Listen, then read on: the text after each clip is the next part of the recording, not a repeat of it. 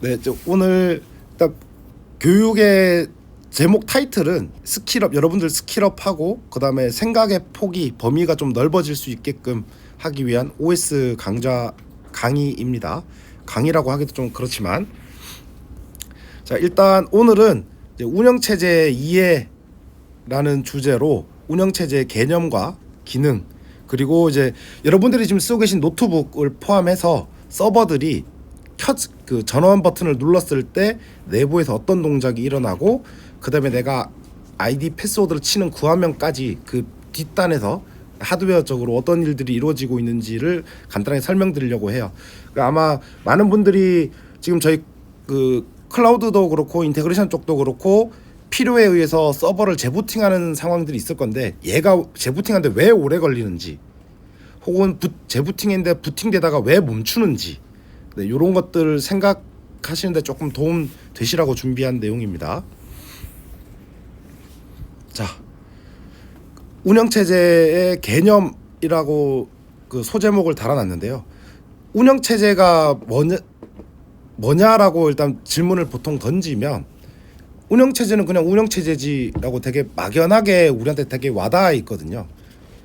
그래도 이제 그 운영체제가 뭐다라고 정확하게 이제 정의를 내리기가 생각보다 힘들어서, 네, 그거를 이제 그림으로 표현된 게 있어서 그걸 좀 따왔습니다.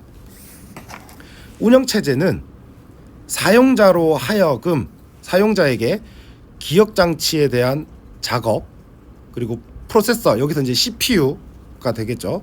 그 다음에 입출력 장치, 그 다음에 정보, 데이터, 그리고 네트워크, 이런 행위들을 제어하거나 조작하거나 할 수 있게 도와주는 프로그램이라고 보시면 됩니다. 프로그램 명령의 집합이라고 보시면 됩니다.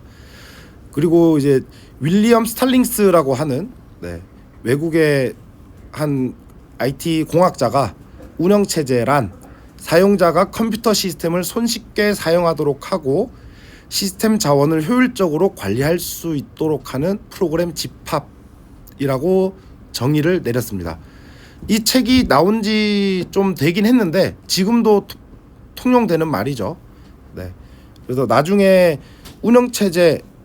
운영체제라고 떠올렸을 때 이제 요 문구 아니면 요 그림 하나를 떠올 수만 있어도 될 것 같아요.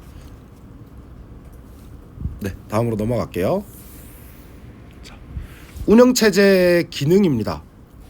운영체제 안에 어떠한 기능 요소들이 있길래 요 앞장에서 설명했던 그 컴포넌트들 혹은 작업들을 가능하게 하는지, 일단 운영체제 안에 아까 전에 앞장에서 설명했던 이제 프로세서를 관리하는 관리자가 있고, 그 다음에 입출력 장치라고 있었죠. 거기에 있는 그런 장치들의 관리자, 그리고 정보, 저 앞에 정보라고 표현됐지만 그 리눅스라고 하는 운영체제 안에서는 모든 하드웨어, 소프트웨어 이런 단위들이 모두 파일로 관리가 돼요.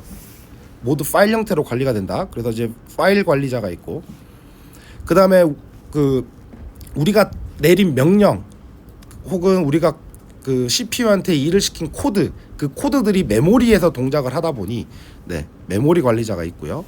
그 다음에 서버와 서버끼리 혹은 제품과 제품, 그 프로그램과 프로그램 사이에 네트워킹, 서로 정보를 주고받기 위한 네트워크 관리자가 있고, 그 다음에 실제로 이러한 작업들을 우리가 수동적으로 우리가 직접 명령을 날릴 수도 있고, 혹은 우리가 미리 준비해 놓은 스크립트 혹은 이제 그 제품들이 실행될 때 돌아가는 데몬이라고 하죠.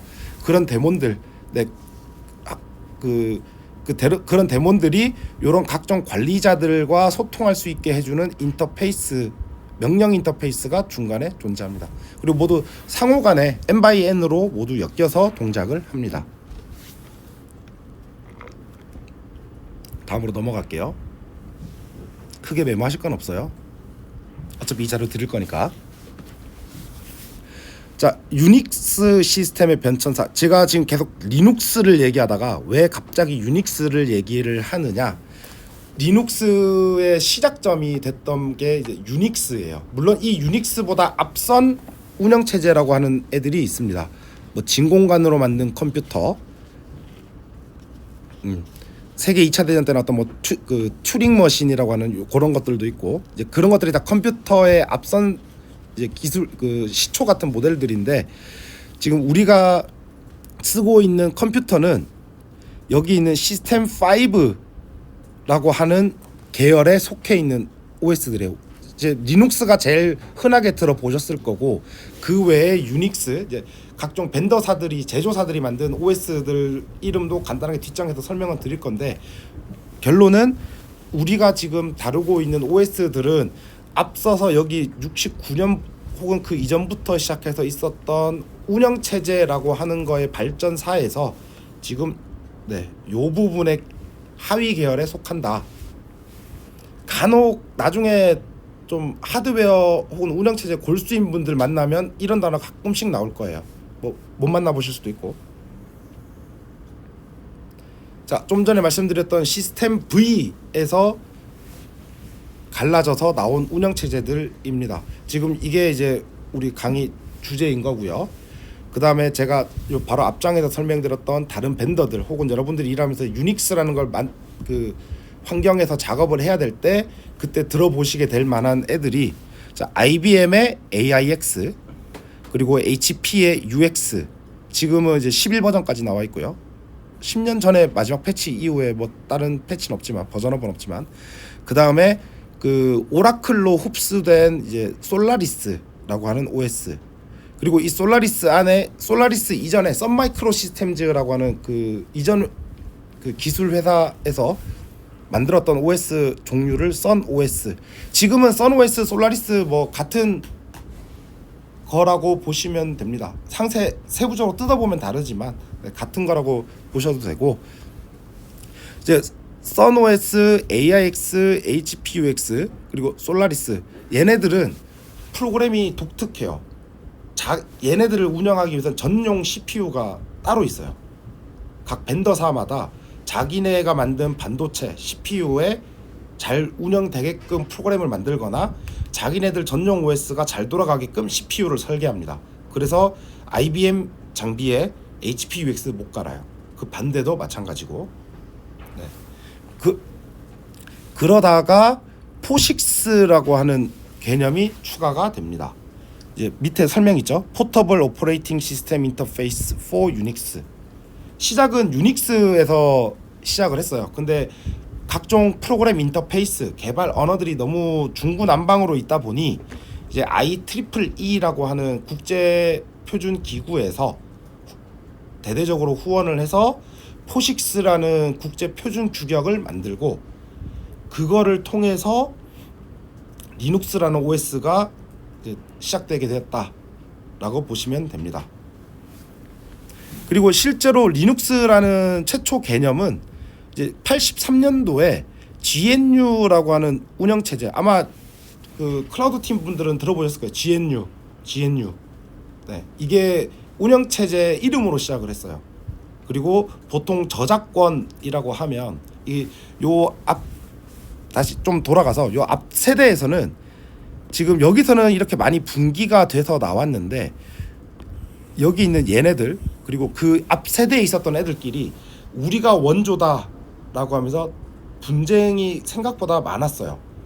그때 계속 자주 나왔던 말이 카피라이트, 저작권이죠.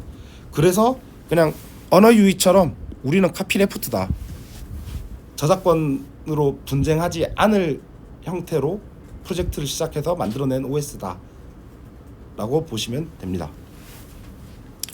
그리고 이제 추가적으로 요 포식스에서는 이제 운영체제의 인터페이스를 정의를 했어요. 이렇게 인터페이스를 만들어, 이게 표준화시키기 위해서, 공통화시키기 위해서. 그리고 쉘, 그리고 각종 유틸리티, 그리고 명령어의 동작 방식, 그리고 개발 언어, 그리고 걔네들이 포식스에 적합한지에 대한 검증 방법 등까지도 명시가 돼 있어요. 국제 표준으로. 그 표준 덕분에 다른 리눅스가 와도 거부감 없이 편하게 우리가 지금 접근해서 쓸 수 있는 환경이 된 거죠. 다음으로 넘어가겠습니다. 자, 이제 진짜 OS 한꺼풀 벗긴 겁니다. 이제 자, 시스템 구조라고 거창하게 적혀 있는데 리눅스는 되게 심플해요. 윈도우랑 다르게 리눅스 같은 경우는 아까 포식스라고 하는 다양한 이제 변천사를 거치면서 그 사이에서 싸우기도 많이 싸웠고 그거를 표준화시키는 과정을 거쳤기 때문에 시스템 구조가 굉장히 심플하고 강력하게 되어 있습니다. 그러니까 링 구조 형태로 표현이 되어 있는데 이거는 윈도우도 마찬가지예요. 윈도우도 링 구조로 되어 있거든요. 일단 하드웨어, 지금 여러분들 눈앞에 있는 노트북도 하드웨어고, 네. 서버실이라고 부르는 거기는 서버들도 하드웨어죠. 그 하드웨어가 있고 그 하드웨어랑 직접적으로 명령을 주고받을 하드웨어의 동작 결과를 사용자한테 전달해주기 위한, 반대로 사용자 혹은 프로그램으로부터 온 내용을 하드웨어로 전달해주기 위한 중간에 커널이라고 하는 애가 있습니다. 그리고 여기 있는 그 다음에 있는 쉘은, 커널은 하드웨어 친화적이에요. 코드로만 움직여요. 코드로만. 그러다 보니 사용자들이 그 0과 1 혹은 16진수로 표현된 것들을 보기가 힘드니 그 사이에 그 변환해 주는 거, 그리고 그 하드웨어에게 적절한 명령을 손쉽게 전달할 수 있게끔 도와주는 게 쉘입니다. 쉘의 종류는 아마 리눅스 들어가셔서 아마 박현지 과장님은 이 쉘이 나한테 편해라고 해서 쉘 따로 지정해서 써보신 적 있으실 거고, 아마 지금 다른 분들은 아마 곧 한 번쯤 다른 사람의 권유로 다른 쉘을 접하게 되실 거고, 쉘이라고 하는 게 되게 특색이 다양합니다. 그래서 그 나한테 맞는 쉘 혹은 내가 원하는 집중적으로 자주 쓰는 기능이 있는 쉘을 찾아서 쓰게 돼요. 네, 이것도 OS를 좀 더 재밌게 하는 요소니까 나중에 쉘 한번 찾아가지고 한번 깔아서 써보시는 것도 추천드립니다. 자, 그 다음에 응용 프로그램. 응용 프로그램 데몬. 이제 꼭 응용 프로그램이 데몬이다는 아니고요. 데몬으로 움직이는 애들도 있고, 그냥 우리가 간단하게 그 특정 작업을 수행하고 끝나게끔 해주는 이제 그런 스크립트 같은 애들도 응용 프로그램으로 볼 수 있거든요. 안에 어떻게 구조가 되어지느냐에 따라서. 그래서 이런 프로그램들이 결국엔 프로그램들도 쉘을 통해서 커널의 명령이 전달돼요. 네.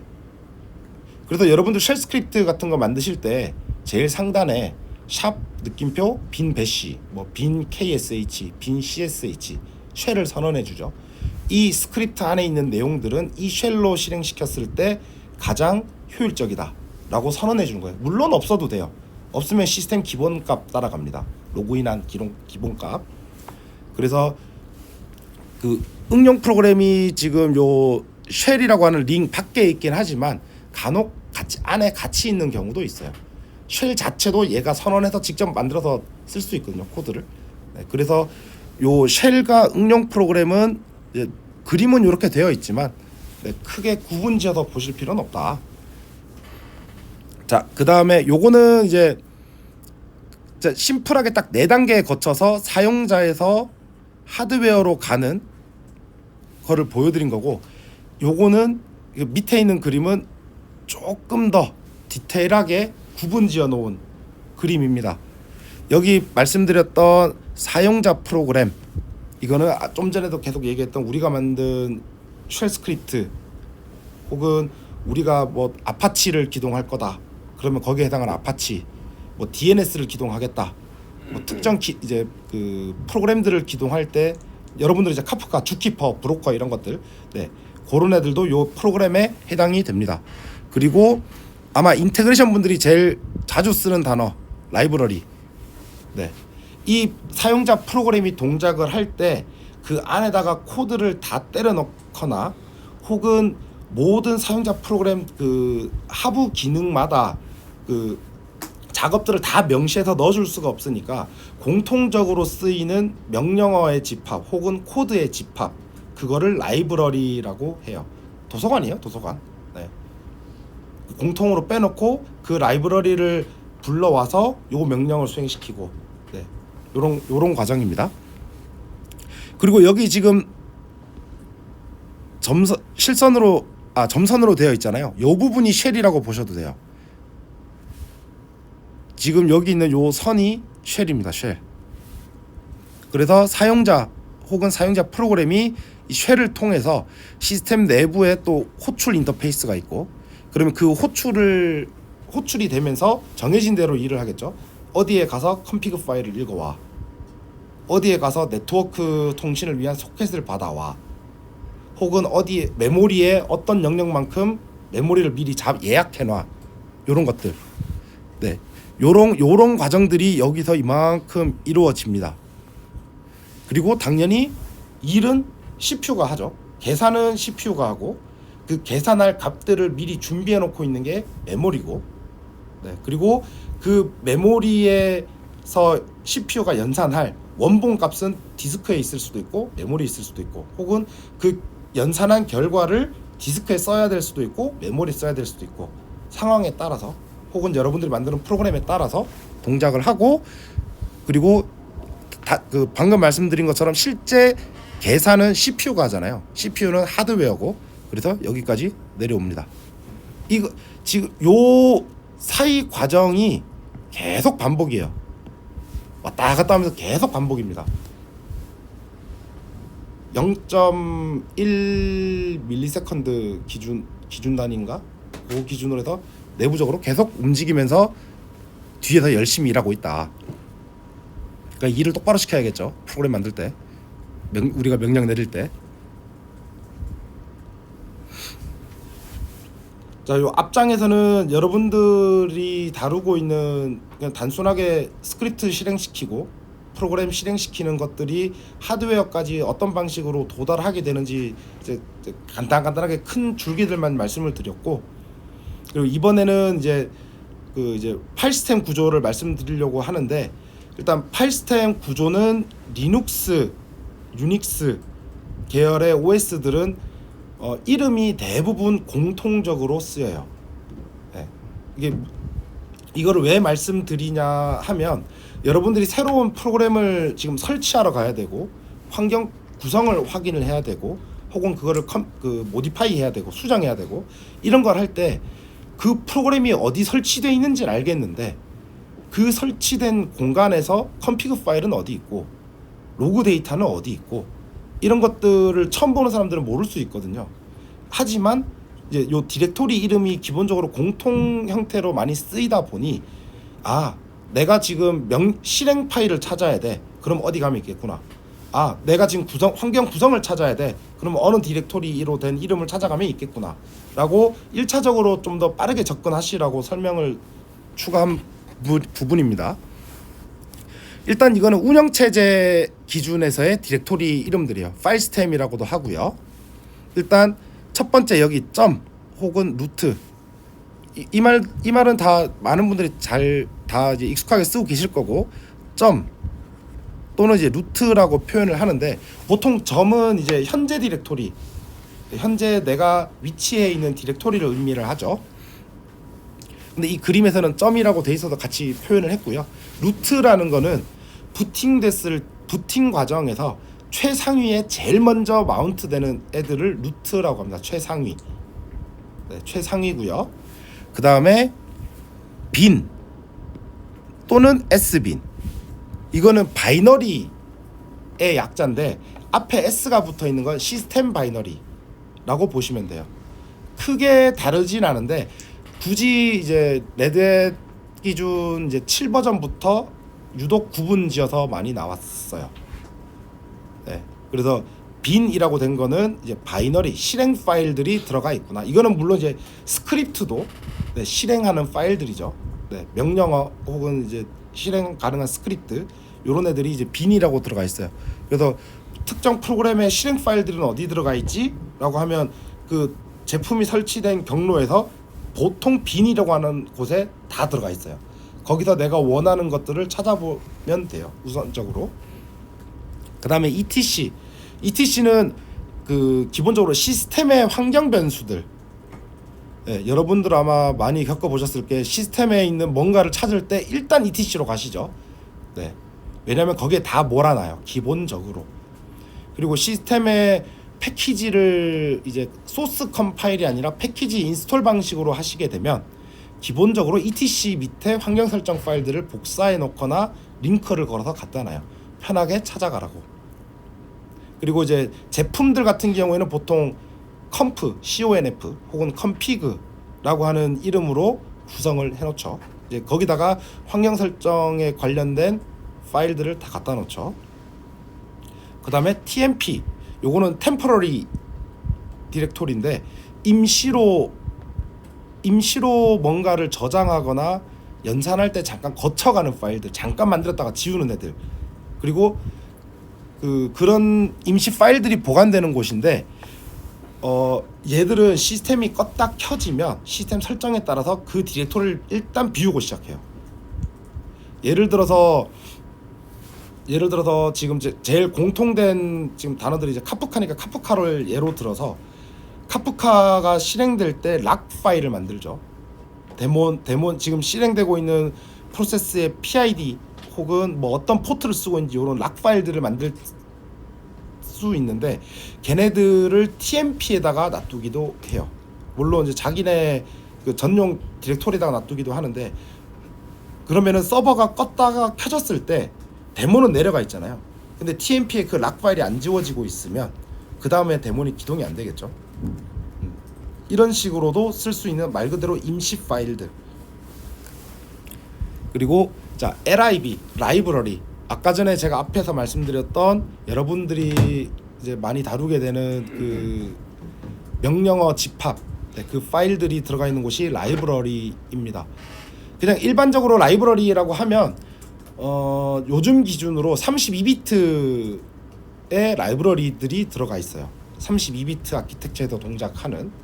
그리고 lib 64라고 된 애들이 있어요. 얘네들은 64비트 혹은 32비트 동시에 지원하는 애들이 보통 들어가 있어요. 그래서 lib에 없으면 lib 64로 가보세요. 네, 물론 이제 프로그램에 따라서 usr 밑에 lib, opt 밑에 lib 이렇게 다양한 경로에 있을 수 있는데 일단 lib라고 붙은 애들은 라이브러리들이 저장되어 있는 공간이다. 그 다음에 슬러시 부트, 이거는 운영체제, 하드웨어가 켜질 때 운영체제가 불려오게 되고 그 불려오게 될 운영체제의 이미지가 저장되어 있어요. 그냥 부팅에 필요한 정보들이 들어가 있구나, 이것만 아시면 되고, 그 다음에 밑에 슬러시 dev, 이거는 그 디바이스의 약자입니다. 네, 그 서버 안에 있는 하드웨어 부품들의 모든 정보들이 들어가 있는 공간이라고 보시면 돼요. 그리고 홈, 여러분들 접속하면 나오는 홈 디렉토리, 그 홈 디렉토리들이 요 밑에 기본적으로 만들어집니다. 그리고 USR, 이거는 이제 사용자들이 직접 쓰는 파일들을 보관한다고 되어 있는데 여러분들이 직접 설치하게 되는, 개별로 설치하게 되는 이런 프로그램이나 혹은 소스 컴파일에서 쓸 때 보통 USR 밑에 로컬 밑에 뭐 갖다 놓거나 이렇게 하시게 될 거예요. 그런 것 때문에 유저들이 쓰는 공간이라고 해서 USR. 그리고 이제 USR이 시스템에 기본적으로 포함되어 있는 파일 시스템인데 이게 기본 용량이 작아요. 그래서 거기에 추가적으로 쓰려고 OPT라는 게 있고요. 이거는 실제로 작업하시면서 그냥 막연하게 읽던 경로가 이런 의미에서 만들어져 있는 경로다 라고 생각하시면 됩니다. 다들 끄덕끄덕. 자, 이해하신 걸로 알고, 자, 그 다음에 이제 파일의 종류입니다. 앞에서 제일 초반에 말씀드렸던 게 리눅스는 모든 하드웨어에 대한 것들조차도 파일로 관리한다고 했고, 바로 앞에서 설명했던 디렉토리도 파일입니다. 그 파일의 속성이 디렉토리라고 선언이 되어 있는 거고요. 그래서 파일의 종류에는 일반적인 파일, 여러분들이 vi 혹은 cat 이런 명령어로 봤을 때 우리가 인식할 수 있는 아스키 문자열로 되어 있는 애들, 이런 애들이 일반 파일이라고 부르고요. 그 다음에 디렉토리, 그 디렉토리는 이제 윈도우로 따지면 폴더죠. 파일들을 보관하기 위해서 관리하기 위해서 나눠놓은 그런 구분 역할이라고 보시면 되고, 자, 블록 파일, 캐릭터 파일, 요거는 요 위에 있는 디렉토리 구조 중에 주로 div 밑에 많이 들어가 있어요. 장치를 쓸 때 주로 이루어지는 말인데, 그 블록 파일, 캐릭터 파일이 되게 나중에 쓰실 일 있을 거예요. 아마 데이터 이제 큐 같은 것들 직접 커스텀해서 쓰시는 경우가 생기면 이거를 캐릭터 단위로 처리할 거냐, 블록 단위로 처리할 거냐. 그러면 블록 단위로 할 거면 몇 바이트로 기준 잡을 거냐, 메시지 큐 길이를, 이런 것들 때문에 나중에 고민하시게 될 건데, 그 블록은 말 그대로 하나의 덩어리, 단위, 한 덩어리라고 보시면 되고요. 캐릭터는 말 그대로 한 글자씩 처리합니다. 한 글자씩. 그럼 아스키 기준으로 1바이트가 되겠죠. 네, 한 글자씩. 그리고 장치 파일들을 표현하거나 관리하기 위해서 주로 쓰이고, 이제 특수 파일이라고 부릅니다. 그리고 파이프 파일. 여러분들 명령어 치고 난 다음에 그 Shift 누르고 원화 표시를 누르면 세로로 찍찍 그어지죠. 네, 그걸 이제 파이프라인이라고 하잖아요. 그 파이프라인을 쓰면 그 여러분들이 모르는 사이에 앞에서 처리했던 명령어의 결과가 tmp 디렉토리에 파이프 파일로 잠깐 만들어졌다가 전달되고 사라져요. 네, 그럴 때 쓰이는 파일. 그 카프카에서 토픽 나누는 거라고 생각하시면 돼요. 정확한 건 아니지만 비유하자면. 네. 다음으로 넘어갈게요. 졸리죠? 자, 부팅입니다. 이제 조금만 참으면 돼요. 2장 남았어요. 조금만 참아. 자, 여러분들이 컴퓨터를 켰을 때 이제 계정 아이디 패스워드를 입력하는 화면까지 컴퓨터는 어떤 일을 거치는지에 대해서 설명을 드릴게요. 그리고 앞에서 얘기했던 것처럼 왜 오래 걸리는지, 네, 또 같이 좀 이해하실 수 있게 되면 좋겠네요. 일단 제일 처음에 전원 버튼을 눌렀을 때 포스트라고 하는 과정을 거칩니다. 파워 온 셀프 테스트. 하드웨어가 나한테 연결된 장치들이 뭐가 있는지, 그 CPU 종류는 뭐고, 메모리 용량은 얼마고, 디스크는 어디에 얼마짜리가 꽂혀 있고, 요런 것들을 확인하고 테스트해야 돼요. 테스트를 하게 됩니다. 이때 테스트하는 것 중에 또 하나가 그 각 그 서버 안에 부품마다 최대로 쓸 수 있는 최대 전력 소비량이 정해져 있거든요. 그 인계점까지 전기를 쭉 제공을 해요. 왜냐면 평상시에는 이제 일을 많이 안 할 때는 전력을 덜 쓰게 되겠죠. 그리고 일을 많이 할 때는 전력을 다 쓰게 되고, 근데 이 과정을 안 거치면 전력을 딱 필요한 만큼만 주고 있다가 일을 많이 하게 돼서 그쪽에 전기를 많이 공급하게 되는데, 얘가 부품이 흔히 얘기해서 타버릴 수 있는 거죠. 그래서 그 과정을 켜질 때부터 확인을 하는 거예요. 제대로 되는지. 그래서 지금 요거는 제가 예전에 장비 납품할 때 떴던 그 사진 찍었던 내용인데, 이때는 아무런 뭐 작업도 못해요. 강제로 끄는 것 말고는. 이제 바이오스라고 하는 컴퓨터 안에 이제 사용자들이 수정하지 못하는 그 칩이 있어서 그 칩에서 정해진 대로, 그리고 자기가 알고 있던 대로 가서 하드웨어들을 체크를 하는 과정입니다. 이때가 서버 킬 때, 서버실 가면 시끄럽다고 하는데 서버 킬 때 이때가 제일 시끄러워요. 뭐든지 최대 전력의 최대 힘으로 돌아가기 때문에. 자, 그 다음에 시모스는 아마 들어보셨을 거예요. 컴퓨터 켰을 때 시모스 패스워드 걸어라 라고 하는, 그게 바이오스 다음에 오는 과정입니다.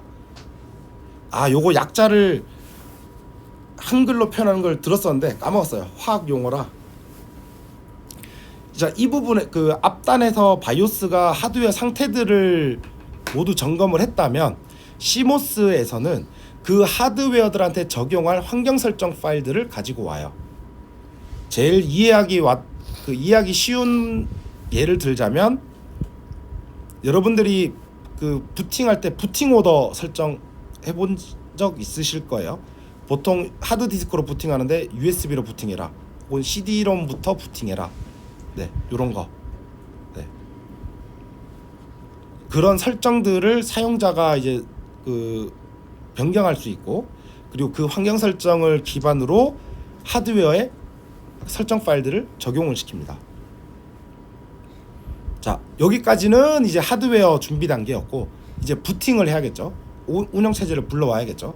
그 첫 번째 단계, 이제 MBR 로드라고, 이제 마스터 부트 레코드라고 하는데, 부팅 레코드의 첫 부분, 부팅을 할 때 제일 먼저 찾아가야 될 값이 저장되어 있는 공간이에요. 이거 여러분들 하드 디스크의 가장 첫 번째 섹터에 존재하고 있습니다. 그래서 운영 체제 깨졌어요라고 하는 게 얘네들이 깨진 거예요. 네, 얘네들이 깨진 거라고 보시면 됩니다. 그리고 여기 미싱 오퍼레이팅 시스템, 네, 보통 운영 체제 깨졌다라고 할 때, 네, 보통 이거 보고 그렇게 말씀하실 건데, 실제로 이제 부팅에 필요한 최초의 코드들이 이 안에 저장이 되어 있고요. 512바이트 정도 사이즈 안에, 이거보다 조금 더 늘어난 방식도 있습니다. 근데 이제 기본값이 512다. 뭐 숫자까지는 필요 없고, 여기에 최초에 부팅하기 위해서 수행할 그 코드들이 들어가 있다라고 생각하시면 돼요. 그래서 여기서 그 이 안에 들어가 있는 이제 부트 코드를 통해서 파티션, 그 디스크에 있는 파티션 정보가 저장되어 있는 곳을 찾아가요. 예, 여러분들 그 하드디스크 하나 받아서 C 드라이브, D 드라이브, E 드라이브 나누잖아요. 그걸 파티션이라고 부르죠. 걔네들이 선언되어 있는 블록이 있어요. 위치, 그 디스크의 위치가. 그래서 거기를 찾아가서 어떤 파티션이 있는지, 그리고 그 중에 부팅 가능한 파티션이라고 선언되어 있는 애가 누군지를 검색을 해요. 거기 가서. 그리고 거기서 부팅 가능한 파티션이라고 되어 있는 애의 위치로 가서 거기도 다시 또 첫 번째 부분을 읽어와요. 거기에 부팅 명령이 들어가 있기 때문에 실제로 이제 여기서 부팅이 시작되는 거예요. 그 앞에서는 부트라고 하고. 넘어갈게요. 그 부팅이라고 과정의 코드 안에는 그 부팅할 때 필요한 운영체제 정보들을 불러올 부트로더라는 애를 실행시켜요. 이게 부팅이에요. 복잡하죠? 이게 다 하드웨어 단에서 일어나는 일이라. 그 부트로더라는 애를 통해서 앞에서 설명했던 커널을 가지러 갑니다. 부트로더의 환경 설정이 준비가 되어 있기 때문에 자기한테 인식된, 저장된 정보를 참조해서 그 커널 이미지가 있는 디스크의 위치로 가요. 그리고 그 아까 전에 처음에 설명했던 포스트 과정, 거기서 뭐 어떤 하드웨어들이 있고 그 중에 쓸 수 있는 거, 못 쓰는 거, 네, 그거를 바이오스가 정리를 했고, 그리고 시모스가 그 쓸 수 있는 하드웨어에 대한 설정 정보들을 반영을 했고, 네, 그 다음에 디스크를 최초의 첫 번째 섹터로 찾아가서 부팅을 하기 위한 코드들을 실행을 했고, 그 다음에 그 코드에서 실제 이미지가 있는 곳을 찾아가기 위한 부트로더를 가지고 왔고, 그리고 그 부트로더가 앞에서 있었던 하드웨어 초기화 작업들을 인식을 하고, 네, 그리고 그 거기에 이제 시모스 바이오스가 적용했던 환경 설정 외에 그 다음에 운영 체제에서 그 하드웨어를 쓰기 위해서 필요한 프로그램, 윈도우로 따지면 드라이버라고 부르는 애들, 걔네들을 가지고 와서 연결을 시킵니다. 왜냐면 이제 걔네들을 써야 되니까. 그리고 나서 부팅이 그 하드웨어 준비가 다 끝나고 나면 최초의 파일 시스템인 루트 파일 시스템을 마운트 시킵니다. 그 다음에 시스템 환경 설정인 ETC에 가서 시스템에 적용할 환경 변수들을 쭉 읽어오고요. 그 다음에 스텝 5 실행 레벨에 따른 서비스 실행. 보통 여러분들 만드는 프로그램이 부팅됐을 때 자동 실행되게 하는 것들, 윈도우로 따지면 시작 프로그램이죠. 네, 여러분들이 아마 가장 많이 해봤을 거고 하게 될 거. 그게 스텝 5예요.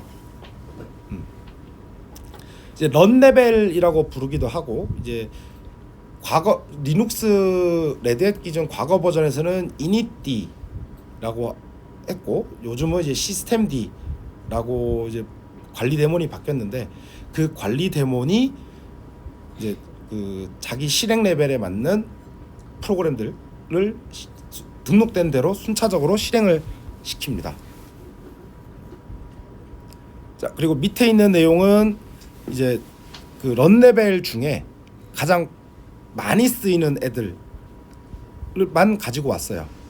여러분들이 이제 뭐 init 다음에 숫자 집어넣어서 가끔 뭐 재부팅하는 경우도 있을 거고 꺼버리는 경우도 있을 거고 빠르게 끌려고 셧다운 말고 그 명령 외에 뭐 init 제로를 쳐서 시스템을 종료하는 경우도 있을 거고 그 다음에 이제 아마 지금 요거 아니면 요거 이 두 개 화면 중에 하나에서 아이디 패스워드를 많이 넣으라고 하죠. 네, 요게 3번, 요게 5번. 그냥 한 끗 차이예요. 물론 실행되는 프로그램은 다른데 한 끗 차이예요. 네. 그리고 여기 6번은 재부팅해라. 네, 리붓 명령어 대신에 쓸 수가 있어요. 실제로 init 6를 주는 거랑 리붓이랑 뒤에서 일어나는 동작들은 다른데 그냥 결론적으로는 재부팅이다. 그래서 아마 서버 안 되면 서버 껐다 키면 동작해라고 하드웨어나 운영체제 엔지니어들이 쉽게 얘기하는 게 보통 요 부분 하드웨어 뭐 인식이 안 돼. 껐다 키면 돼. 왜? 바이오스가 먼저 인식을 다시 시켜줄 거니까. 그리고 환경 설정, 시모스에 있는 환경 설정이 적용될 거고 여기 부트로더가 거기에 맞는 드라이버 다시 갖고 오면 되니까. 네. 아마 그래서 그렇게 얘기하는 경우도 있고 그리고 그 서버 껐다 켤 때 왜 윈도우 그 노트북들은 껐다 키면은 뭐 10분이면 끝나는데 왜 서버들은 30분, 40분씩 걸려요. 앞에서 거치는 과정들이 많아요. 실제로 서버 끄는데 1시간, 켜는데 3시간씩 걸리는 애들도 있고 네. 안에 꽂혀 있는 부품들이 많으면 네, 그만큼 오래 걸려요. 하나하나 체크해야 되고 그리고 바이오스가 속도가 느려요. 그래서 나중에 작업하실 때 서버 재부팅 한다고 하면 여유 있게 기다려 주세요. 일단 오늘 교육은 여기까지고요. 궁금한 거 있으신 분?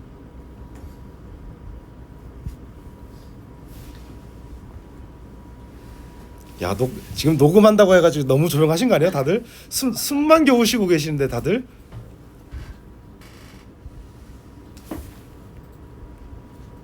궁금한 거 있으신 분? 그럼 앞에서 그 캐릭터랑 블록 이렇게 얘기하신 게 블록이 그 메모리 영역에서의 그 블록을 지칭한 게 맞죠? 메모리도 있고 디스크도 있고 그리고 개발을 통해서 데이터가 전송되는 단위로 쓸 수도 있고 예를 들어서 내가 문자를 보낼 때 한 글자씩 보내면 캐릭터 방식 안녕하세요라고 하는 문장을 단어를 만들어서 주면 블록. 아 그러면 블록이 크기가 따로 정해져 있는 건 아니고 그냥 알아. 선언을 해서 써야죠. 아 선언. 주고받을 메시지의 사이즈가 얼마만큼 됐을 때 가장 효율적으로 가장 빠르게 그리고 가장 오류 없이 간다라는 거를 찾아서 아, 그러면 테스트를 거쳐서 하겠지만 그냥 커스터마이징 한다는 얘기네요. 그쵸? 예전에 문자 메시지 보낼 때 40바이트가 최대였으니까 그런 느낌이죠.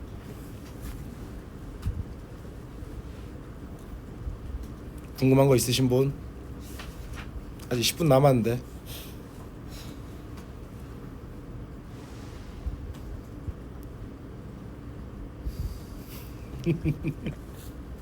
자, 그러면 일단 다음 주 교육은 화요일, 네, 화요일이고 13시 30분입니다. 그리고 이제 하게 될 내용은